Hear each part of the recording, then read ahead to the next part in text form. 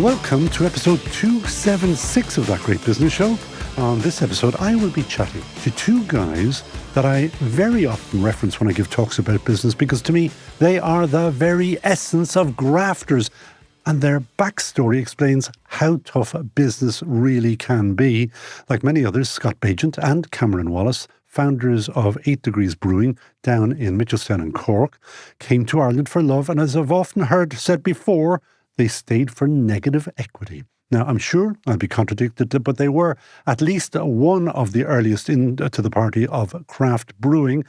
And they went on to develop, believe it or not, 80 unique beers. They won global awards. They sold out to Irish Distillers. And then when most people, like me, would have headed for the beach, they bought the whole thing back again. It's quite the story, as always. That Great Business Show is powered by our great friends at De Facto Shaving Oil, the world's best shaving oil made in Mayo, sold worldwide. Find it now, defactoshave.com. Scott Baigent and Cameron Wallace have just received their De Facto gifts that we give all our guests, and they're mighty pleased. Welcome to That Great Business Show, guys. Thanks, Conall. Yeah, and looking forward to trying out this shaving oil. There you go. And you'll be as smooth as a baby's bottom. Yeah. Now, this is not our first meeting. You've just reminded me, 2011 is the first time that I met you guys. And I was doing a thing down in Cork when I was with Today FM. And the story you told back then was a real eye-opener for me. So I'm going to ask you both to reprise, not that you remember, what you told me, but it was how difficult it was. You decide to go into craft brewing, then everybody goes into craft brewing. You get shifted off the supermarket shelves. You have to create new product. Somebody creates another product. You're shifted off again. You had problems with this. You're successful. You have to get a new brew house. It didn't stop. I was kind of going, oh my God. Now, you kept going. So who wants to pick it up? Was it difficult? Just give that little backstory of how difficult it was the early years. Well, I could start up. So, I mean, I guess like when we first started the brewery, craft beer wasn't even really a term in Ireland. And I remember we started doing a little bit of market research, and we would go into the pubs and we'd say, okay, you see your 5 standard taps that you have there, and we're thinking of coming up with something different. And they would look at the taps and they go, but why do I need anything different? I've got the beers that everybody are looking for. Guinness, Harp, and Smithwick's, I'm sure. But back then, would be Carlsberg, some anonymous lagers and such. And then, likewise, we went to the supermarkets and we said, okay, we can see you've got some mainstream beers here. There might be a couple of interesting imported beers, but we're proposing on making a beer that's made down the road, and we think it would go really well. And they would sort of be crossing their head going, no, I don't think anybody's looking for that kind of product. But I think what we did have is, being a couple of foreign lads, one Kiwi, one Aussie. Yeah, and I'm the Kiwi. I'm the better half. We'd seen Sweet as, mate. We'd seen craft beer really take hold from Australia, where Cam's from, New Zealand. Like, we'd lived around the world and seen craft beer take hold, and it was really the belief that all the ingredients were in place for craft beer to become a thing in Ireland. It just hadn't at the time, but we were very, very, very fortunate that it did as we were starting up. But that wasn't the end, because you became successful. You got onto the shelves, but then everybody else piled in on top of you. Yeah, we were probably pretty much in that first wave, I suppose. Like, I think when we first set up, we were about the 11th or 12th craft brewery in Ireland. Oh, I'm glad I covered myself there, because I thought you might have been the first, but not quite. No. There was a good few before us, but we were certainly in that kind of first wave, I suppose. And that was a lot of fun. Everybody it was a very collaborative industry, and everybody was sort of helping each other out. And I'm sure you were not. I mean, everybody says that, but they weren't. You hated them. Well, I think in the very, very early days, it was really like, if we all work together, we might actually be able to sort of create a story around craft beer. And so, if you could sort of try and try and talk about craft beer, and then hopefully everybody's, the tide would rise for everyone, sort of thing. But then, of course, it did. It did. And of course, then they bumped you off. It's hilarious, and this is quite a typical thing I think in Ireland, is that once something is the it thing, or the in thing, then everybody piles in, and we've seen it with craft beer, we've seen it with coffee, we see it with probably sporting, supplements and whatnot these days, and like gin and whiskey. Yeah, gin and whiskey is another one. Yeah. Like it's that everybody piles in. Everybody goes, "Oh, this is a fantastic idea," and everybody talks to everybody in Ireland. So all of a sudden, there was 50 or 60, 70 craft breweries, and we're all competing for that same sort of shelf space. So all of a sudden, it went from that sort of lovely collaborative kind of industry to a little bit more competitive. And to the hate. Maybe not hate, okay. No, I wouldn't say that. No. Because what we were all trying to achieve is some disruption. So the customer who would walk into the pub and order the same order that they've always ordered, we needed that to disrupt. We needed that customer to actually see what was on offer and to make a decision for the first time in their lives of entering a pub. But isn't that the whole point of a good barman, bar woman, bar whatever, is that she will say to you, "Oh, Scott, good to see you. It's the usual, is it?" You see, they're not going to shift. They're not going to say, "Oh, hang on a second, why don't you try an 8-degree beer?" Yeah. But it was the barman in the early days that actually, if they were a fan of our beer, then they were the best salespeople by a mile, because that would be the case. And somebody would go in and, I'll have a Heineken. Well, actually, we've got a pale ale, which is like down in, from 8 Degrees in Cork. Do you want to try that? And they go, oh, and generally speaking, what happens is people, if there's that power of suggestion, people will say, oh, yeah, I'll give it a go. Yeah. And they'll have 3 or 4 then, and be quite happy. And then, especially in the early days, there's that thing of the sense of discovering new products and, something that's a little bit cool, a little bit different. So we had that, people wanting to tell their friends about it. And So you achieved success. And I remember you telling me how much graft went into that success. And then you ran out of capacity, if I remember correctly. And then you went to where? To buy a brewery, another brewery. Yeah.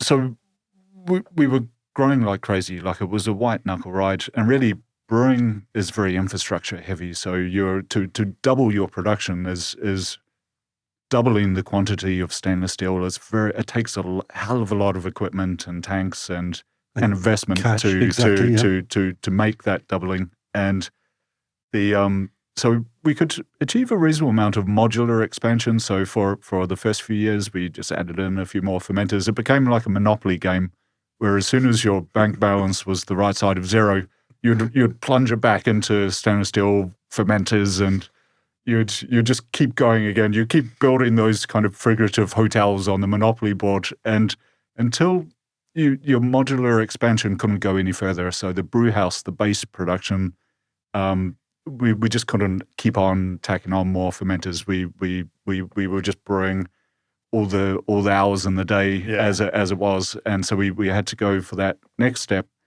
And both of us initially trained as craft breweries in Germany, because in Germany, you've probably come across, they have this more purist approach to brewing, where they don't use additives and preservatives in their brewing. They use just the natural ingredients of beer, and they have this brewing purity law called the Reinheitsgebot. And we sort of adopted that with our brewing. But when we were on our German training, there was this seller of this equipment called Kasper Schultz, and this company have been making breweries for 350 years. Imagine the history that this company is seen, but they're multi-million euro sort of bits of equipment, and they're just beautiful looking, like stellar equipment. But several years later, we knew of this caliber, and we knew we'd never be able to afford it. Like, it was only myself and Cam as owners. Like, we had no outside investment, no other equity, and we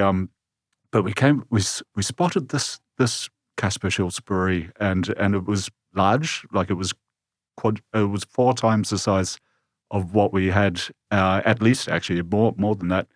And it was sort of achievable. And we went to the agent, the German agent. We're going, well, what's the catch? Like, I think we could actually buy one of these brewing systems that we've always dreamed of.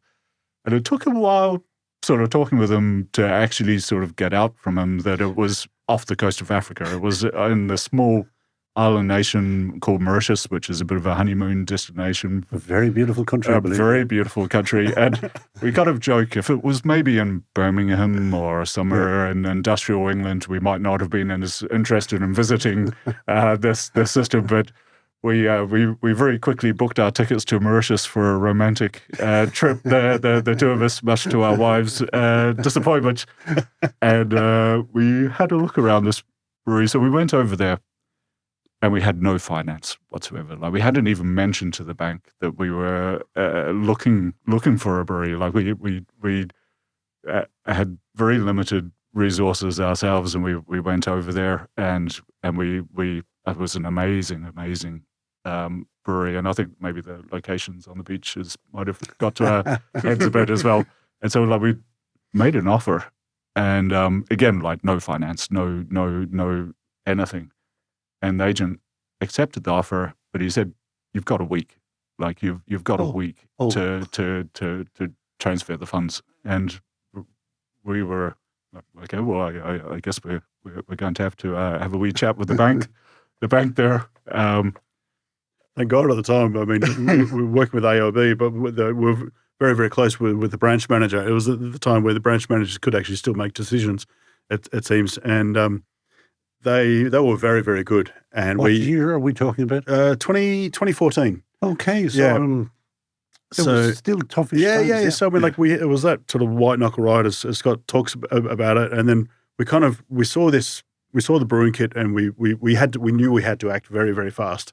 Well, you better give a shout out by name to the guy who actually backed you in, or if you wish, the guy in AIB. Do you remember him? Yeah, so he's since retired, but Des McCarthy, Des, the local well done you. branch manager in Mitchelstown, he really, I mean, he worked through the weekend, and to get a bank manager to work through the weekend on a tight deadline. Yeah. So anyway, you managed to get the finance. We managed to get most of the finance. We then sort of came up with a bit of a crowdfunding idea to transport the equipment from Mauritius to Mitchelstown. So we had this Mauritius to Mitchelstown sort of, hashtag sort of thing, and we had loads of we must have had close to 1,000 investors just doing kind of a crowdfunding little exercise to raise whatever it was, 40, 50 grand or something to then transport the equipment across. And then we had all sorts of problems trying to sort of, because some of the fermenters were huge. Yeah. And like they wouldn't, like they even on big trucks, etc., trying to get around roundabouts and whatnot from the port to Mitchelstown was even tricky. So they had to do it like in 3 or 4 in the morning, wasn't it? Well, even the ships over, so they were too large to fit into shipping containers, and so they had to be laid on top of the top deck of a container ship. That's right, yeah, flat pack. Yeah, kind of transiting through South Africa, like Cape Town. Probably through. You know that seas go, very big waves and stuff goes overboard. Yeah. Well, listen, we're going to have to move on because I want to get up to today's story. But there was one other huge big thing that you did. You sold the business. We did, yeah. Why? Well, we did it accidentally. Don't think so. Well, kind of in a way. I'll tell you. So what actually happened was, so fast forward to, I suppose it was towards 2017, and we were probably 80% of the way through the build of this brewery. So it did take a good few years to sort of then find the right location, etc. And then we were putting it all together, installing it, etc. It was a much larger project than we ever thought it was going to be. But sure enough, we were in it. And then Irish Distillers came knocking, and they said, out of the blue, kind of out of the blue, yeah. So they had a project, kind of with Francis Conwell actually originally, where they were basically, using craft beer barrels to finish the whiskey, and they called it Castmates. Oh, I've come across that. That's right. Yeah. And so that was really taking off for Irish Distillers. So they were looking to basically acquire a brewery to secure a beer supply. So there weren't too many breweries. So we were incredibly fortunate that this larger brewery that we were building would actually have the capacity to be able to fulfill the amount of beer that Irish Distillers needed. We're talking tanker loads and tanker loads and tanker loads going down to Middleton, Mitchelstown to Middleton, right? So Very convenient. very convenient. Yeah, exactly. So, I mean, there was probably 2 or 3 breweries that could do it. And we were probably, geographically blessed. And also we had, it would have been rare, I suppose, that you'd actually have a brewery of that size that was completely under capacity, right? So we had all the things working in our favor. As so often in business, luck. It was luck, exactly. And it was dumb luck. But the thing was, like, we kept on saying to each other, there's no way that Irish Distillers are going to buy us. Why would they buy us when all they needed was a contract? But why did you say that? I mean, had they put an offer on the table at some stage? Yeah, so they were basically saying what we want to do is acquire a craft brewery to secure supply of beer for this project. And we said, fine. But then and we kind of said, yeah, that's absolutely, let's go through. And we were sort of going through the motions, thinking, look, I think inevitably what's going to happen is that they're going to give us a contract, and hopefully will give us a contract, because that'd be fantastic. That would be like an anchor customer for our new brewery, and they acquired us. So when we say by accident, were you very happy? I mean, like, it was, we couldn't say no, Okay. Yeah. So fast forward a little bit further again, and you bought it back. So we stayed with them. So we had handcuffs for a couple of years. Okay. And we were happy enough. They pretty much left us alone in terms of, brewing. We brewed the beer for them for their customized projects. We also did a couple of really, really fantastic collaboration projects together. And it was a lovely relationship. We worked very, very well together, we think. And I hope they would agree. And then sort of COVID hit, and so we kind of stayed with them for another couple of years. So we stayed with them longer than what we needed to. But then after about 4 years, we sort of decided, look, we want to be our own bosses. We want to, do something different. When you have the freedom, and I know that feeling, you want to be yourselves again. Yeah, exactly. So we sort of we went off, and we kind of let them at it, and quite soon afterwards, they kind of realized they didn't actually want to run a brewery, and they were looking to sell it to somebody. And there was a couple of other bids, and ultimately they were unsuccessful. And we were kind of in the wings there, kind of doing a few other kind of business ventures, etc. And they're kind of thinking, geez, maybe, because Scott, you were still involved a little bit in 8 Degrees, just sort of helping out a little bit of consulting and a little bit of engineering work, weren't you? Yeah. No, I was sort of keeping in touch with the guys, and I mean, I think when we were still in the business, well, when we left the business, I was certainly thinking, okay, I've finished with craft beer. We've been working in it for a long time, and it's tough work, and it's kind of night and day sort of thing. It occupies your mind. But after a few months, you start forgetting the tough times. Like childbirth, I believe. Yeah. You start thinking, remembering the good times more, and but I think it was, aside from that, just nice to have a break from the industry and from the business, and just to have the perspective and to rebuild your energy levels and enthusiasm, and But you bought it back. Yeah. So you were successful. Well, so Scott called me up one October. How many years ago were we now? That would have been... We'd completely left the business for a year or so. A year and a half, only a year and a half, yeah. So it was 2023. And because I've got this wild idea, why don't we make a bid for 8 Degrees? And I said, I'd literally just come from a street party where we were still... I was handing out 8 Degrees beers, and I'm still very, very proud of it, and, the founder or co-founder of 8 Degrees and telling the story, etc. I said, I've literally just had this experience, and it just made me feel like it was so, I was missing it so much. And obviously Scott was missing it. I think you said I've just drank was it a Black Ball at the time? Perhaps. Yeah. It was one of our stronger beers. And came up with this amazing idea of having a crack at trying to buy it back. So we got in touch, and they said, "Yeah, are you serious?" And we said, "Yeah, we're deadly serious. Let's see whether we can agree terms." And we, yeah. And who funded it this time? Was this back to AIB again, or? Well, no, this time we're actually able to fund it ourselves. Oh, nice one. Cool, that's nice. So back in, and now you've dived fully back in again. But is it as tough as it was? Is it less tough? Less competition? You're older and wiser anyway, so you do know a little bit more what you're doing. Yeah. They've gone very quiet. Yeah. Trying to work out who's going to answer this tricky one. It is a tough industry. Like costs have gone up a lot, like energy costs and ingredient costs. How much have your energy costs gone up? I'd say huge. Yeah. I mean, even in the last 12 months, they've gone up a lot. So 15, 20, 40, 60, 40, 45% in the last year. Yeah. So they continue to go up. It is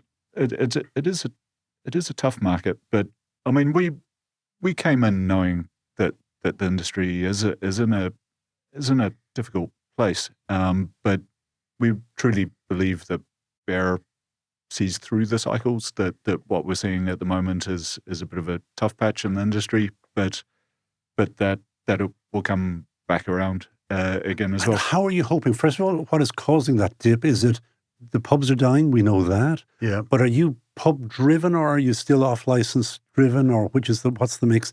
And then are you saying, I see a light at the end of the tunnel somewhere? So, I mean, about a third of what we produce goes to Italy, to northern Italy. So we've got. How did you do that? Again, they came to us in 2011. We only just started, and it was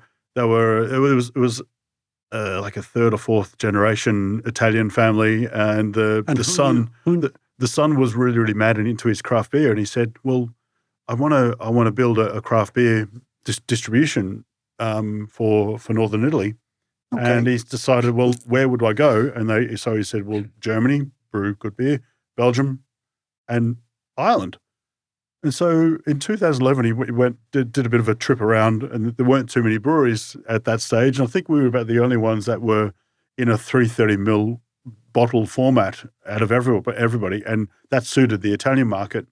So we obviously had a massive advantage there. So that's kind of how the relationship started. And they've been with us the whole way through, and it's an absolutely brilliant relationship. And you have to go over and visit them frequently. As often as possible. Yes.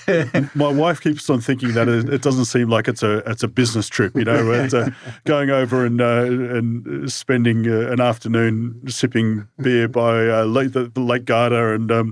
We've done a few adventure, because we're naturally adventurous. 8 Degrees is naturally adventurous is our catchphrase, and so our good friends in Italy always want to come up with something adventurous for us to do and to bring their customers. So we've done wakeboarding, we've done canyoning, we've done some really, really cool events, by Lake Garda, and where boats sort of come into these castles and everything, and we've got this big new beer promo happening at midnight and all that sort of stuff. And it's fantastic, absolutely brilliant. You don't actually work for a living, do you? It doesn't sound like it. But so you've got a third in Italy, but you haven't told me now, where is the light at the end of the tunnel? I mean, it's tough. We know that. And the big lads are still out there, and they're still just supping it up. Well, the other thing that is insulated us a little bit in the last few years, and hopefully will in the next couple of years, is that we still have a great relationship with Irish Distillers, and we got that contract that we thought we'd get 5, 6, 7 years ago, right? So that helps as well. There's a third there, okay, that goes to Irish Distillers. So the rest, the other third, it's supermarkets and off licenses and who's pubs. Being nice to you? Because be nice to them and give them shout outs. Yeah. Are the Tesco's or the Dunnes or any of these fellas are being super good to you? So we're in all of them. I mean, I think Tesco in particular, to call out one is they're good supporters, but a lot of the independent off licenses. And I mean, in Mitchelstown, we've got the vast majority of pubs on tap, and we get a lot of good local support as well. Dublin? So we've got a couple of places on tap. It's crowded, so we used to have a lot more, but there's a lot more Dublin-based breweries there as well. And those breweries are buying the pubs as well, or the pubs are buying the breweries, should I say? Isn't that right? Yeah. A few of them have, Yeah, but it can be tough on draft. I mean, and it's a scratchier part of the market to sort of carve out a bit of a space there. We kind of work. I mean, a draft at this stage, it's a bit of a vanity exercise, particularly around Dublin. It's just so difficult to find a tap and to get it to perform. And it's a lovely industry expression, to find a tap and get it to perform. Yeah. I love that. So, but you're shipping this, and it's obviously in all the good places. Do O'Brien's do you? Well, periodically in there. I'm not sure. I want to get O'Brien's in here. That story is incredible. Yeah. And O'Brien's were one of our first converts to, they were, I think it was Grattan O'Brien that we met in a beer festival back in, I think Ruth Devaney was actually doing that beer festival in Dublin in 2011. And we were talking about kite surfing and all sorts of crazy outdoor activities, etc. And I think you were doing paragliding perhaps. And he really liked our beers, and O'Brien's stocked us for years and years and years. And they don't at the moment. We're trying to get back in. So when you're delisted, and I've got some knowledge about this when you're delisted out of a supermarket and all, that's pretty tough, and that's very, very sore. So I mean, the trick is obviously not to be delisted. And what your guy comes in and says, I don't like the look of your shirt or whatever. Well, what we've only recently, I mean, that's fair enough as well. But that's hard to argue, isn't it? What I've recently learned is you have to work a lot more. I mean, so you have to do a lot more merchandising than what we initially realized. So we're sending people into stores and pulling our cases out of the back of the stock room and making sure the shelves are stocked. And many small producers don't.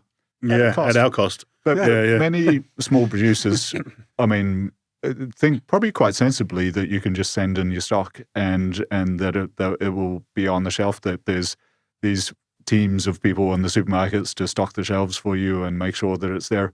But that just isn't there, particularly in alcohol. And so so the trick to not being delisted is to provide that investment of people going into the stores and making sure that the stock is actually making it onto the shelf, like out of the back of the storeroom, and also being pushed back to the back of the shelf, because I think it was Mary Sadler of Cool Swan who told me that story in the States, that people go around paid for pushing stuff back. Sabotaging. Basically. All right. If you think it's rough here. Yeah. So what's the future for you? What are you going to do next? Well, so, I mean, you started sort of talking about how you're amazed at, like 14 years ago when we spoke about how much we don't say that too often. That sounds so long ago. Need to keep reinventing ourselves and keep coming up with new products, and that's still the case. Like brewing isn't one where you can just do what you were doing last year next year, and you need to keep coming up with new ideas and new beers and new concepts, and we're constantly sort of changing direction with things. So we just yesterday met with our team in the brewery, and we were coming up with beer ideas for next year. And it's a fun industry in that way, that you're constantly scheming and coming up with and when you say concepts. New beer ideas, I mean, is it with plum juice or with grape juice or with something? Or so I'm looking here, Howling Gale. No, what's Citra? Citra must have some lemony stuff in it. So that's a hop called Citra that has certain sort of citrusy notes to it. Yeah, magic ingredients. Yeah. A couple of special ingredients we can't tell you about. And the full Irish, is that sausages and there's not a sausage involved. They're full Irish. It's 100% Irish malt. that was a beer that we was supposedly we were only going to do once to showcase. We got a brand new grain silo, and everything was incredibly fresh, and we were like just crushing it on site and everything. So the grain or the barley or the malted barley was particularly fresh, and it just enhanced all our beers. And we thought, let's just do it just to showcase how great this. So we just did it with what you call base malt. So it's all barley grown in Cork. Have all the hipsters who wanted to drink all this beer, have they disappeared again? I never see these fellas with the big long beards going around anymore. They're still around. Like we were at the Irish Beer Fest in September this year, and it's great to see them all coming back out again. Is it a declining market? It does seem to be. It's. So what do you do? Are you going to reinvent yourselves? Because obviously that's what you have to do all of the time. Yeah, I mean, we've sort of gone from 330 ml bottles, and then we went into the cans that you can see in front of you there. And then last year we decided to go back into bottles, 500 ml bottles again. We bought a bottling line, and so we've got a brand new range there. The branding has been revitalized and refreshed, and it's so they really pop on the shelf now. So not all these literally, figuratively maybe, but you don't want them going. No, that's no. And I tell you what reminds me of that. There was a lady, and she was making kombucha, and God love her, everything that went wrong that could go wrong went wrong. Yeah. I tried to get her back onto the show. I won't name her, but her bottles, amongst other things, did pop. Yeah, as in, Anyway, what I have to get to is. Big. What are you going to do big next? I remember from our 14-year-old conversation, shipping overseas, big problem, heavy, expensive, etc. So, okay, you sent to Italy, but was it by pallets or by, do I remember correctly, were you shipping by pallet? That's yeah. Bigger again. Yeah. No, still doing by pallets. And I remember that now from 14 years ago. Yeah, very good. That's impressive. So what do you do next? Oh, well, the good question. It's a little bit of everything. As we said, there's not sort of a silver bullet that'll actually change or transform the business. The fact is that we still have this agreement with Irish Distillers. That's great. We've locked that in. We'll definitely be looking to try and export a little bit more as well. Yeah, so earlier this year we had our first supplies to Sweden. And so that's gone well. We're hoping to repeat that again. How did you find them, or did they find you? So Sweden's, like a lot of the Nordic countries, the off licenses are state owned, and they have a tendering process where you can kind of enter beers through that, and so it can be a good way. So Irish breweries have the massive advantage compared to other craft breweries around the world that we have St. Patrick's Day, and it's a great way to open overseas markets, because for one day in the year, all around the world, places are thinking about Irish products, and the non-traditional bars are thinking, well, what else other than Guinness can we stock in our bars? And so that has opened so many countries over the years. I had Shane Carty from a pub in New Haven, Connecticut on very recently. Yeah. I'm going to get you on to Shane, and because Shane needs you, I think. Oh, well, it sounds like we need Shane as well. Yeah. There's a final question we ask everybody, which is, who would both of you, I hope you got the email, in fact I know you did, who would you hire in a heartbeat for the team? That could be anybody. So, yeah, obviously you did give us a little bit of warning on this one, thankfully. Brent Pope, and I love you. I love Brent Pope at the moment. He's been doing some Troy Parrott, I think, isn't it? No. Oh, Troy, yeah. No, well, that would be a good one. So we kind of thought about it. We don't actually need anyone. We've got a fantastic team that actually produces world-class beer. So we don't need anyone, we don't need a world-class brewer or anyone, to help on that side of things. We certainly could do with, to try and get the beer out there a little bit more. We've got a much larger brewery now. We can sell a lot more beer. We need someone who's kind of that. So name that tune. I think Paul Mescal. Okay, he won't cost you very much. No, yeah, no, but someone. His contracts are probably at $1 million at this stage. Well, that's it. You got to think big, You do. But he's got that really brilliant sort of normal kind of Irish, lad kind of that you could imagine he would actually That's what enjoy you a beer. aspire to, isn't it? Well, somebody you would actually enjoy having a beer with as well. Oh, I thought you wanted to look like him. I'm not sure I could pull off the GA shorts like he does. Scott, you go. Paul Okay. Mescal and So this time of the year is obviously hectic in the brewery. Santa. And Sorry. you took it. I didn't. Yeah. Santa. No. He's nailed the logistics thing. it's a fair point. Yeah. I mean, he's... And it's infinitely big. Sorry, mate. yeah, I didn't even tell you. No.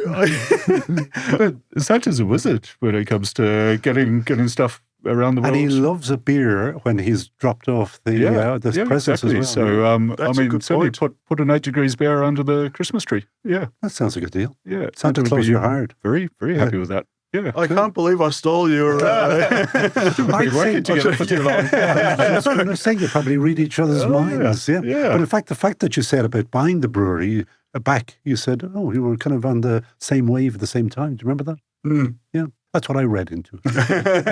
Yes. There was Scott Baigent and Cameron Wallace. Guys, I hope it won't be another 14 years before you come back. Yeah. But Hopefully not. hopefully something really big is going to happen. Do you think something really will happen in 20 Well, we certainly hope we've got a good story to tell you in 14 years' time. But hopefully in less, maybe 7 years or even 5 years. You know, we could, They're for sale, I'd say. They're for sale. yeah, exactly. Always available. Anyway, that is it for episode 276 of That Great Business Show. Big thanks, as always, to our sponsor, De Facto Shaving Oil, the all-natural, all-Irish way to stay nick-free and looking sharp as a tack. See what I did there? Nick-free tack. Kind of play on words, yeah. Smooth. It's okay. It's okay. Find it always on defactoshave.com. And a hat tip to the top-class sound team here at Dublin South FM. Lee Brennan, Richard Ryan, Neil Horner, Peter Piper Rice for keeping us sounding as smooth as a well-poured pint. This just keeps coming. Isn't it? It's That's good. beautiful. And if Poetry. you liked what you heard, tell just one great business owner to listen in next time. That is how we continue to grow our tribe. So from me, Conall Ó Móráin, Gur Raibh Míle Maithagaí agus Slán Tá.